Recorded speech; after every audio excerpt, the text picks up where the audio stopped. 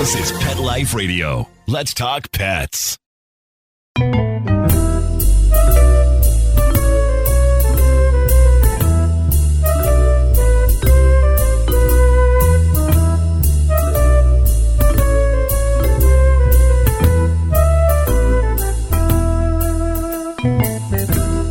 Hello, feline friends. This is Michelle Fern, your host on Cattitude. All right, I have my buddy Henry with me today, and he knows all about cats. His company is actually Dog for Dog, but he knows so much about pets and so much about cats. I begged him to come on Cattitude and share some of his knowledge and wisdom, and also some great things his company is doing that kind of leans toward cats. So we'll be right back, and I will introduce him. We'll be right back after this break. Hi, it's me again, Michelle Fern, host of Cattitude. You know what I love? My cats. I love how Dennis comes and taps me whenever he wants a treat. You know what I don't love? Cleaning up Dennis's litter box, which is why Arm & Hammer created new cloud control litter. There's no cloud of nasties when I scoop. It is 100% dust-free, free of heavy perfumes, and helps reduce airborne dander from scooping. So, what happens in the litter box stays in the litter box. New Cloud Control Cat Litter by Arm & Hammer. More power to you. Let's Talk Pets on PetLifeRadio.com.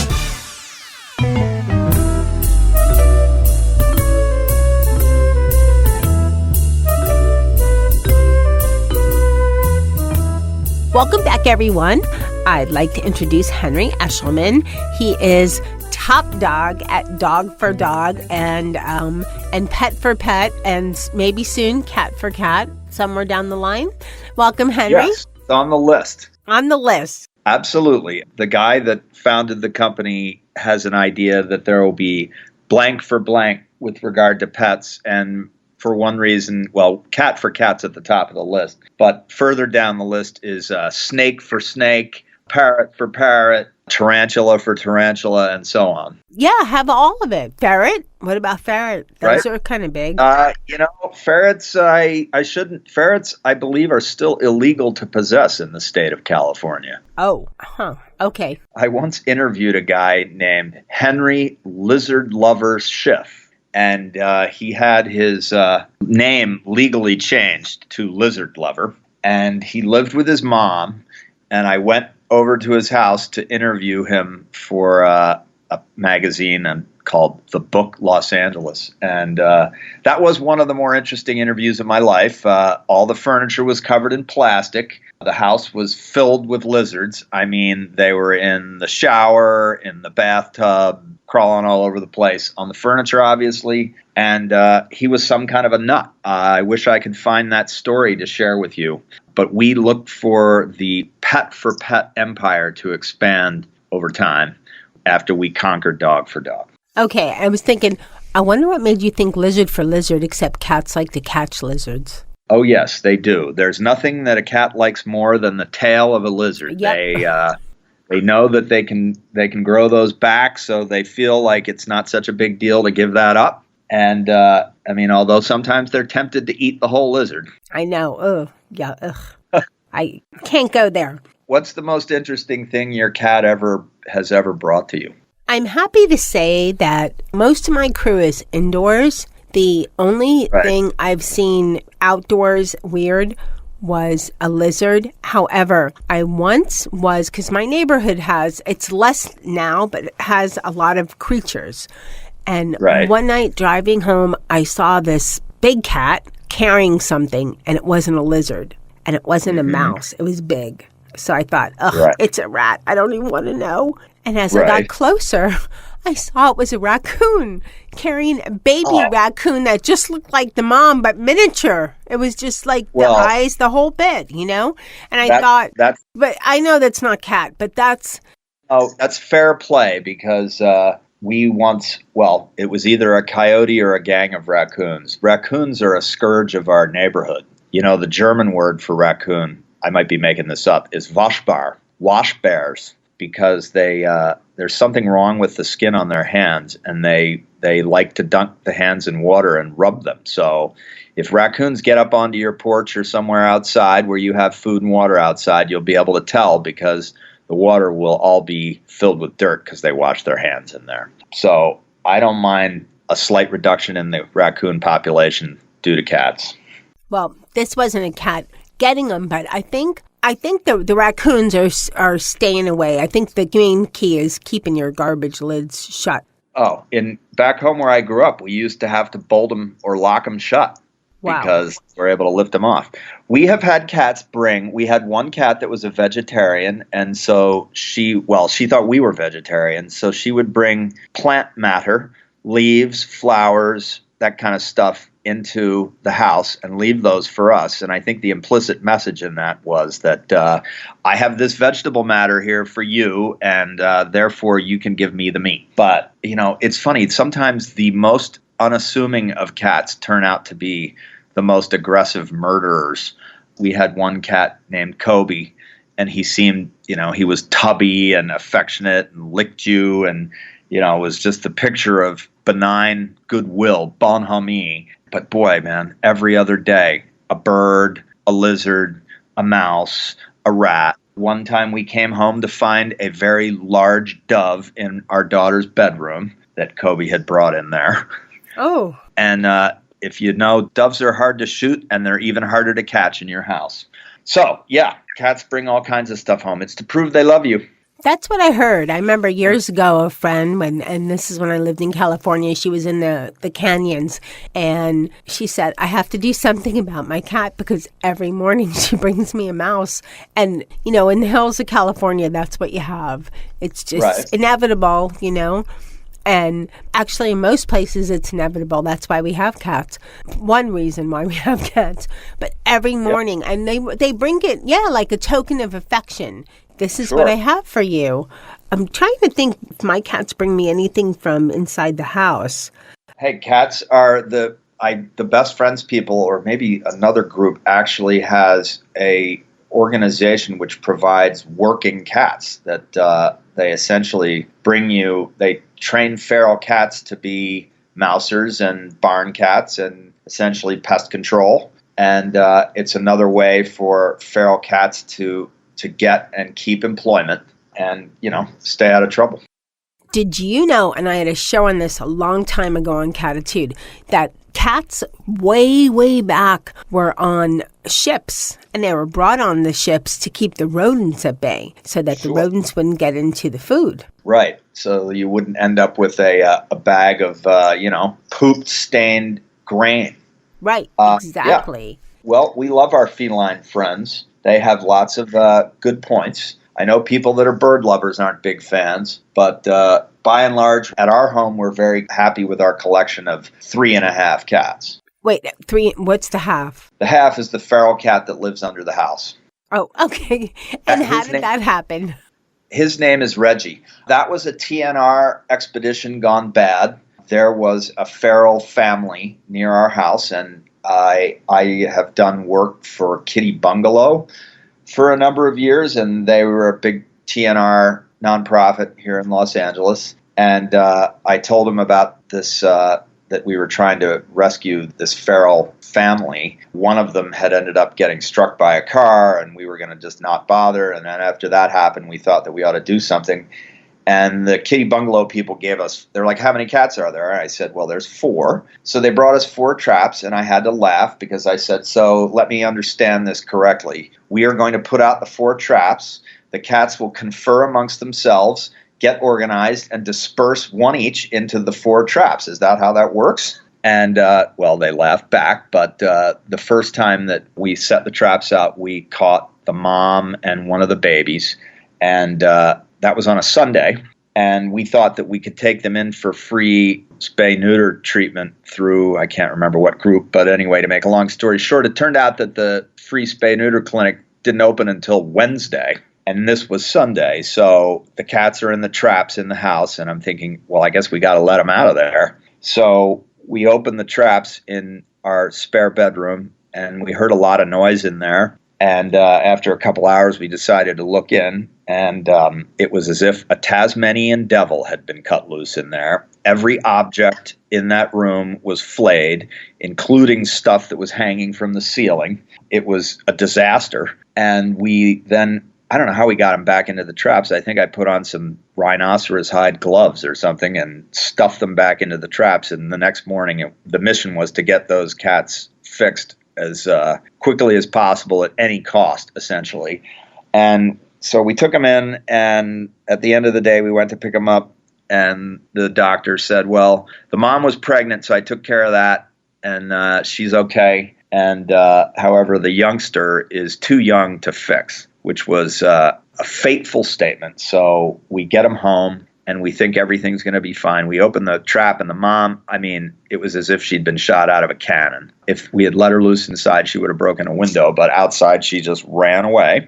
And meanwhile, the one stayed behind, and he was very small, and we called him Reggie. And we had him at home with us and for about 2 weeks, and we thought everything was going to be great. We thought we were going to make a house cat out of him. And then we left town for a week, and when we came back a week later, he was under a piece of furniture, and day by day became more and more feral. It got to the point where he would spend most of the day outside, then come in and sleep on the bed at night. He had a really loud and powerful purr. We thought, oh gosh, I mean, this is a seductive lifestyle, right, Reggie? And so anyway, he just kind of ended up moving outside and becoming more and more skittish and more feral. And then he took up residence under the house. And he has lived there on and off ever since. Last spring, I'm about to tell you that I did something illegal. Okay. Last spring, a skunk went under the house with him and discharged there and had a family there. And I had to lure the babies out one at a time and remove them. And I got them all. It took 5 days, and I won't waste too much of your time in explaining the procedure for skunk removal, but it's arduous and very smelly. And so subsequently, I actually just finished this project. I built a cat door for the crawl space so that Reggie can come and go safely and other animals won't get in there under him. So he's kind of a half a cat. Got it. Wow. I could just imagine. More information than you need. No, but you could tell dedicated. Yes, very dedicated to remove those skunks. And wow. I'm so glad we don't have skunks here. Not that I've seen. Possums, yes, but no skunks. Where do you live? We're in South Florida, so maybe it's too hot for skunks. Yeah, it's also just it's too fashionable for skunks, I guess. Maybe. They don't like to put on bikinis and bathing suits and stuff, so maybe it's just not, They're not real South Beach folks, are they? Well, Fine with me. So I know you've had cats. You know so much about cats. There's always and we're going to have to take a break but I'm going to just give a little hint here so everybody comes back after the break.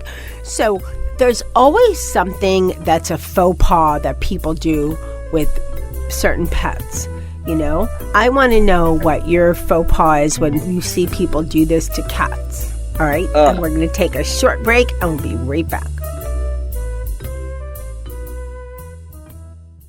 Does your dog itch, scratch, stink, or shed like crazy? Come to Dynavite for help. Order a 90-day supply of Dynavite. Dynavite for life. Pick up 2 tubes of Doggosuds. Get the 3rd tube free. Peppermint, tea tree, lavender, Doggosud shampoo. Made with all-natural coconut, jojoba, aloe. Great for healthy skin and soft, shiny coats. But no itchy, harsh chemicals. Lather up, rinse away. Try Doggosuds. Buy 2, get 1 free. At Dynavite.com. DINOVITE.com. Let's talk pets. Let's talk pets On Pet Life Radio. Pet Life Radio. PetLifeRadio.com. Welcome back, everyone. We're talking to my buddy Henry, and he is the top dog and cat of Dog for Dog, and he has Pet for Pet and soon to be Cat for Cat, and he knows all about cats, and he's sharing some great stories with us. And I just asked him what his biggest faux pas is when it comes to cats, when he's something that you see people do when they're first either approaching cats or, if a friend comes to your house and sees your cat and you cringe that they do this? Oh, gosh. Well, it's a sliding scale based on age. So from young up, don't handle or pull their tails. For adults, I think really you have to respect a cat's space and a cat's personality. And I'm guilty of this myself. I love to manhandle cats or woman-handle cats, to be politically correct. And I kind of want all cats to be the kind of cat that I can hold like a baby or just push around and rub them and kiss them and otherwise, handle them affectionately and roughly. And one must understand that that isn't always possible and that there are, that you need to understand a cat's personality and its level of, shall I say, independence and aloofness and be respectful of that. Now, by the way, that is anecdotal and not professional information. And I share more stories than I share knowledge. But that's what I've observed. Not every cat's a lap cat. Very true, because I have two extremes. Dennis will come in your lap. He's the friendliest thing. I think he's part dog because he's Maine Coon. Then we have Molly, who very sweet, but everything's on her terms. And I agree with you absolutely, because then you get the people that want to pet your cat and they're annoyed. They go, oh, your cat just scratched me. Well, yeah, because she doesn't want you to pet her and hold her and do all those, wonderful, cuddly things. She's just not that type of cat. Right. Well, that's true. A Maine Coon is a very affectionate and generally tends to like that kind of handling. Is Dennis a polydactyl? No. That's the neatest thing about Maine Coons is that you can end up with, a 24-toed cat. Long ago, we had a brother and sister, Sam and Lulu, and Sam had fully developed, fully operational 6 toes on the front and 5 on the back, and Lulu had 6 on all 4 legs, and she looked like she was trying to balance catcher's mitts. But it's a neat feature of the Maine Coon breed. So that's one kind of behavior. We have Rosie, and Rosie is 17. And while Rosie is a triller and a vocal purr, even it's just, you'll pet her and then she'll bite you. For no real reason. It doesn't even really seem affectionate. It seems as if she's just tired of it. And this can happen in the middle of the night because 2 of our cats do sleep with us. Tony with an eye has to be sequestered, but they are as different as 3 animals can be that are of the same species. Do you have a favorite or a favorite type of cat? Well, I do, but it would be unfair to say this in public. I told you the story about Tony with an eye, right? Right. The cute little girl that we thought was a guy. Tony was missexed by the vet and turned over to us when we rescued her. And to sum up, Tony, named after Anthony Bourdain, turned out to be a pregnant female. And Tony loves affection. Tony loves to be picked up. Tony loves to be rolled around on the floor. And however, Tony still, to this day, we're coming up on having her in our family for a year. And she needs to be separated from the other 2 cats at night, which it's kind of like having a perma baby. Along about 5 a.m., she'll set up to yowling, and we just have to ferberize her. We just have to kind of wait it out because we have this idea that if we indulge that behavior, we'll be doing this forever.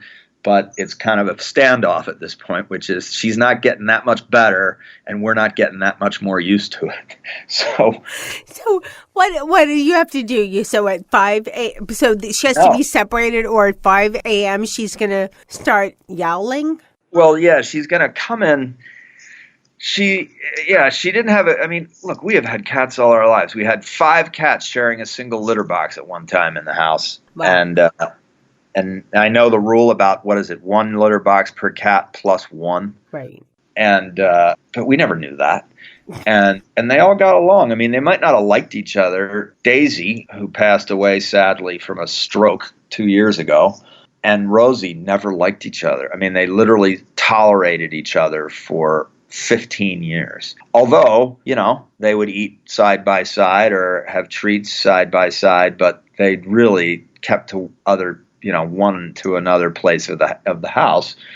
And Tony is still learning personal space issues with Cooper and Rosie. And we just hope, we've got it to the point where during the daylight hours and daytime hours, we got them all, they're all together and they'll all be the goal is to have all cats on the bed at the same time. That's the holy grail of cat ownership for me.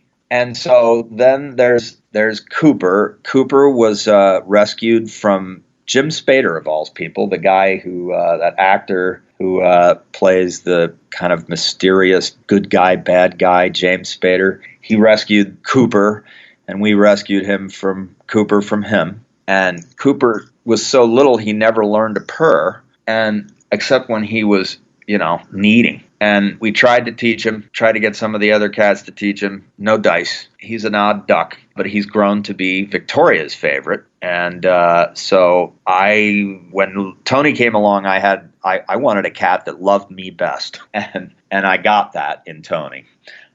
Okay, so they all get along pretty much.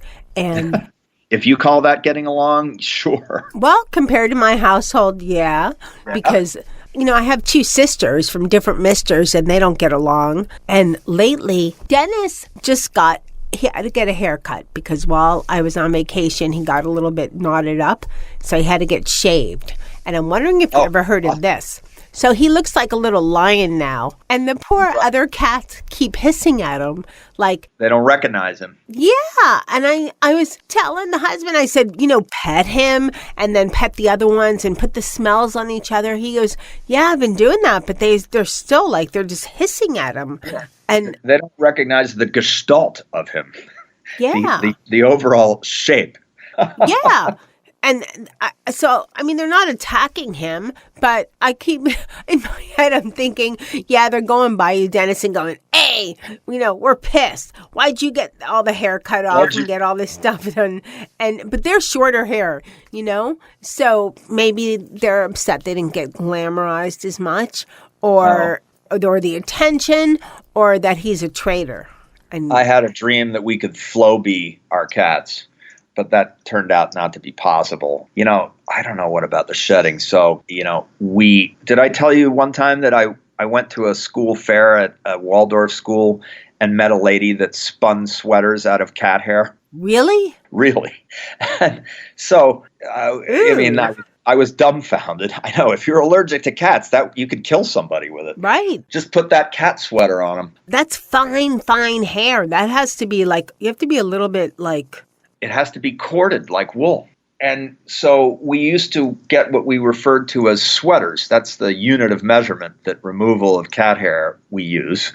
And that is a sweater is a cat brush so filled with cat hair that you can't get any more off. And when you pull it off, that's one sweater. And one of our cats, Lily, was a 5 sweater cat. And then Rosie and Cooper they don't really shed very much. And then Daisy, I think the expression is self-colored. She shed like a dog. She had an undercoat that was very flyaway and a surface coat that was coarse. And so removing that she was a 4 sweater cat. And so now we have Tony, who's a no sweater cat. She's long haired. She was kind of she was kind of funny looking when we got her. But her fur is so thick and so lush and coats surfaces, and yet when you brush her, all it does is comb itself out. It just looks better. It's just smoother. And then a week later, it'll be all kind of matty and so forth. But when you brush her, it doesn't come out in clumps or anything. It just combs out. It's as if it's like she has her own conditioner built in. That could be handy. Right. So that's something else we're learning. But she's almost through her spring molt, so the fur volume has started to taper off. I have it with the cats and with Mr. Zeus because he's a long-haired dog, and you just have little tumbleweeds, I call them, all over the place. And there's dust bunnies. Yes. Well, they're bigger. They're bigger than dust bunnies. They're bigger than a bunny? Oh, yeah. They're tumbleweed. They're huge. So Henry, I know you'd only have so much time. Thank you so much for coming on Cattitude. Tell everybody where they can find out more. I know right now you're more on the dog for dog, but you're doing pet for pet. Tell us about the pet for pet, because you're doing a foundation for. Right. Tell us about that. Easy peasy. So, Dog for Dog, we just launched our new website today, and by the time your listeners hear this show, they'll be able to go to Dog for Dog and see all we've got going on there. The company was built on a giving model, and what we did was make a donation to a shelter of food or money for every product we sold, which we continue to do. We actually just experienced a new charitable partner yesterday, which is it's not for cat people, but it's kind of remarkable. Well, it's called DOVE, and it stands for Dogs of Violence Exposed, and meaning no cultural disrespect. They eat dogs in Korea, and this charity rescues dogs from the food trade in Korea and rehomes them both in Korea and here. So yesterday we went out to LAX and met, what were their names? Petal and Honey, who were two Jindo Cocker Spaniel mixes that had been literally just taken off a flight from Seoul. And we got to interact with them and kind of welcome to their world and welcome them to freedom and introduce them to their adoptive family. So to make a long story longer, we have created Pet for Pet, which I think it's Pet for Pet Inc. It's a registered charity. It's a 501c3, and so we are going to be running all of our donations to animal shelters, which, by the way, are species agnostic generally. So they support rescuing and rehoming cats as well as dogs and other animals. And so that is going to be the methodology by which they do that.